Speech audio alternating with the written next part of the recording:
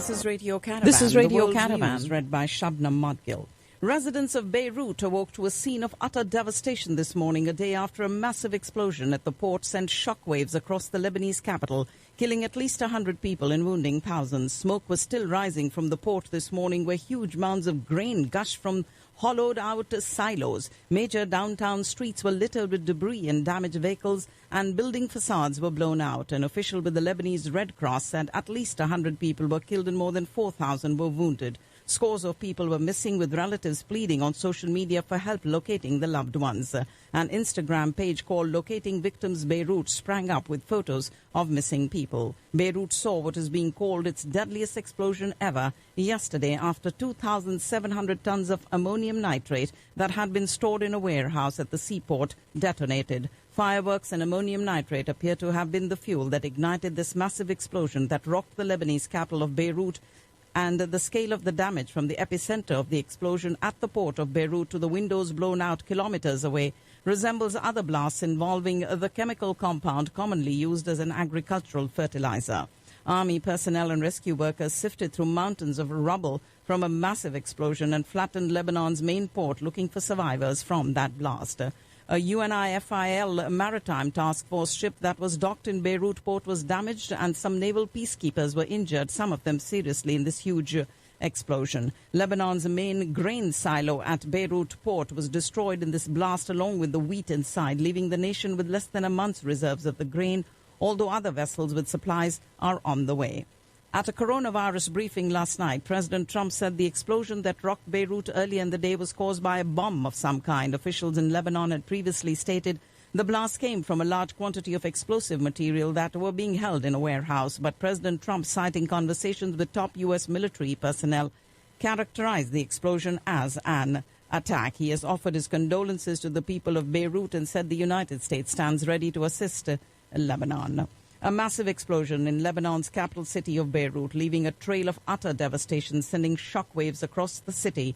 And now people from all corners of the world have taken to social media to express their grief over the incident and stand in solidarity with Lebanon. The hashtag Pray for Lebanon is also trending on Twitter.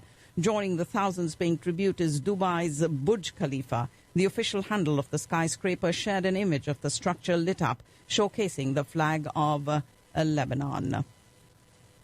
And Australia said it will donate $2 million Australian dollars in humanitarian support to Lebanon to help Beirut recover from yesterday's massive explosion. Over 18.5 million people across the globe have been diagnosed with COVID-19, the disease caused by the new respiratory virus, which has now killed more than 700,000 people worldwide. The United States, the worst affected country, with more than 4.7 million diagnosed cases and at least 156,830 deaths. 4th of July gatherings, graduation parties, no-mask weddings, crowded bars. There are reasons the U.S. has racked up these high numbers, by far the most of any country. And it is fast approaching an off-the-charts 5 million confirmed infections, easily the highest in the world. Negotiations in Congress about the next stimulus bill aimed at countering the economic effect of the coronavirus have ground to a crawl amid debate over how big the rescue package should be. Top Democrats and negotiators from the White House say a stimulus deal could be reached by the end of the week and approved as early as the following week. Like so many things in the new normal of the coronavirus era, the usual late summer rush for back-to-school supplies is being replaced with weightier considerations. Should I even send my child back to school at all? School districts nationwide, puzzling over how to safely educate children during a pandemic, have a more immediate challenge: getting 26 million bus-riding students there in the first place. At least 6 people were killed as Tropical Storm Isaias spawned tornadoes and dumped rain yesterday along the U.S. East Coast after making landfall as a hurricane in North Carolina, where it caused floods and fires that displaced dozens of people. And fire crews in California are battling the massive wildfire that has forced thousands of people from their homes east of Los Angeles. More than 1,300 firefighters, backed by helicopters and water-dumping planes, have been tackling the blaze dubbed the Apple Fire. Up to 3,000 cockfighting roosters, along with several hundred livestock animals, have been recovered from a California ranch following an investigation into animal cruelty. And 2/3 of registered American voters opposed delaying the November 3rd presidential election due to the coronavirus pandemic, and more than half think President Trump's floating the idea of postponing it last week to help himself politically. He has made no secret of his skepticism towards mail-in voting, which he has repeatedly and without evidence claimed will lead to a fraudulent election result. But in an abrupt reversal, he is encouraging voters in the critical swing state of Florida to vote by mail after months of criticizing the practice. And while his campaign and the GOP challenge Nevada over its new vote-by-mail law. You're listening to the World News on Radio Caravan, and after receiving a tip that one of Mexico's top crime bosses never slept at the same place for 2 nights in a row, Mexican authorities cased 4 homes for 72 hours before launching a raid that led to the arrest of the capo known as El Maro and several of his associates. And the challenge in ousting President Nicolas Maduro has only increased. Juan Guaido said that as the Trump administration vowed its continued recognition of the opposition leader as the nation's interim president, even if this coalition loses control of Congress, its last major stronghold. In this news out of Caracas in Venezuela. The government of Panama said it has proposed giving some Haitian migrants flights back to their homeland after frustrations boiled over at the remote camps where they are stuck. And the United States condemned all foreign military involvement in Libya, including the use of mercenaries and private military contractors. Egypt and Sudan suspended talks with Ethiopia after it proposed linking a deal on its newly constructed reservoir and giant hydroelectric dam to a broader agreement about the Blue Nile waters that would replace a colonial-era accord with Britain. The UN's cultural organization UNESCO is backing a $1 million plan to restore the heritage of central Mali that is damaged by recent armed conflict. And South Africa's health minister reported decreasing rates of new confirmed COVID cases, but warned that vigilance must continue to prevent a renewed surge. Ukraine recorded a record daily jump of 1,271 coronavirus cases yesterday. And failure to introduce quarantine at the start of the outbreak saw up to 10,000 infected people enter the United Kingdom, accelerating the spread of the disease. The Czech Republic reported its biggest daily jump in new coronavirus cases since the end of June as a recent uptick in infections persisted in Prague. A cruise ship carrying more than 200 people docked in a Norwegian harbour, ordered to keep everyone on board after a passenger from a previous trip tested positive for the coronavirus upon returning home to Denmark.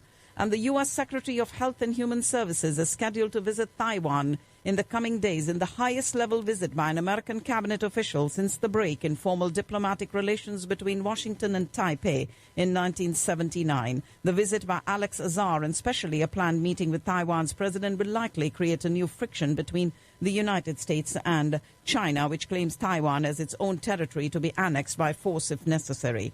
U.S. Secretary of State Mike Pompeo vowed to protect Hong Kong pro-democracy campaigners who have fled the city and denounced China after Beijing said that police had ordered the arrests of overseas activists. A video obtained by the Associated Press shows plumes of black smoke rising from a North Korean city near the border with China amid reports that deadly explosions occurred there earlier this week. And Thailand's Prime Minister asked increasingly bold student-led protesters not to create chaos after some broke long-standing taboos by openly calling for reform of the constitutional monarchy. Targeted testing and strict quarantining had helped Vietnam contain earlier outbreaks of the coronavirus, but it is now battling a new cluster of infections that have emerged from the tourist hotspots of Da Nang after going more than 3 months without detecting any domestic transmission. Sri Lankans go to the polls today in an election set to hand further power to the Sinhalese Buddhist nationalist Rajapaksa family, prompting fears they could rewrite the constitution and further target minorities. And Melbourne's usually vibrant downtown streets draining of signs of life today on the eve of Australia's toughest ever pandemic restrictions coming into force. The IPL team wants a 3-day quarantine for their players arriving in the UAE instead of the 6 days mentioned. And Prime Minister Modi today offered prayers and laid the foundation stone for a grand temple at the site believed to be the birthplace of Lord Ram in Uttar Pradesh's Ayodhya. He said the Bhumi Pujan ceremony was an emotional moment. And he addressed the nation from the stage at the foundation laying of the new Ram temple in Uttar Pradesh. He offered prayers at the Ram Lala idol in Ayodhya and performed a Sashtang Pranam or prostration before the idol. India recorded the highest count of fresh COVID-19 cases in the world for the second day running. And Mumbai and its neighboring areas recorded heavy rainfall that led to waterlogging in around 6 places in the city this morning.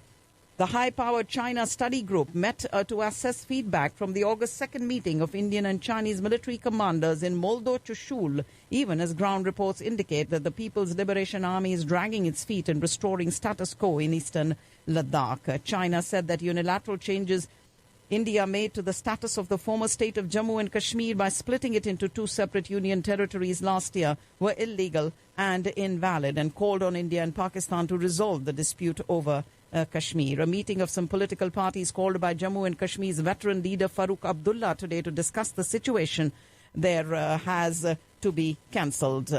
We do have the government in Islamabad unveiling a new political map of the country, essentially asserting its long-standing position on Kashmir and the Sir Creek disputes. And the opposition members who participated in the national consultation on the Kashmir situation at the Foreign Office in Islamabad welcomed the government's initiative to invite them to a briefing, raised objection over the absence of Prime Minister Imran Khan from such an important event. And that's all I have in the news for you.